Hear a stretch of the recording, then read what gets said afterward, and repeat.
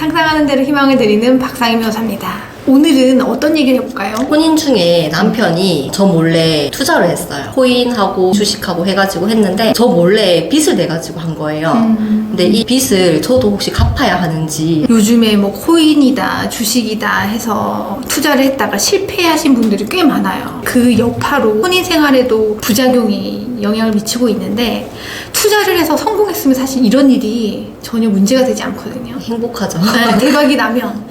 근데 현실은 쪽박으로 나기 때문에 이런 경우에 남편이 잘못된 판단으로 해서 진 빚에 관해서 부인은 기본적으로는 책임을 질 필요가 없습니다. 왜냐하면 부부 별산되기 때문에 남편 명의의 채무는 남편이 모두 다 갚아야 되고, 그 남편이 빚을 안 갚는다고 해서 아내한테 독촉을 하거나 채권 추심을 할 수는 없거든요. 자, 그런데 문제는 뭐냐면 부부 공동 자산인 대부분 이제 아파트나 부동산이 되는데, 남편이 자기 명의로 되어 있다는 걸 기화로 해서 담보대출을 받은 경우에 이때 이제 문제가 발생하거든요. 그 아파트가 이제 남편 명의로 되어 있다고 해서 그 남편 재산이 아닙니다. 부부 공동 재산이지. 근데 이제 대출을 받는 경우에는 채권자 입장에서는 남편의 재산으로 확보를 해두고서 돈을 빌려주는 거라서 남편이 채무를 변제하지 않으면 그 아파트가 그냥 날아가게 되는 거예요. 이런 경우에는 이제 남편으로 인한 피해를 고스란히 아내분도 지게 되는 거죠. 자, 그렇다면 이런 경우에는 이혼 문의도 많이 하시거든요.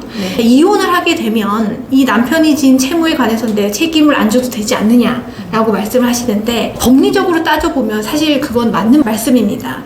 왜냐하면 채무 중에서도 누구 명의로 채무를 졌던지 간에 부부 공동 생활을 위한 필요한 자금을 마련하기 위해서 아파트를 구매한다든지 차량을 구매한다든지 이런 담보대출은 부부가 같이 나눠야 돼요.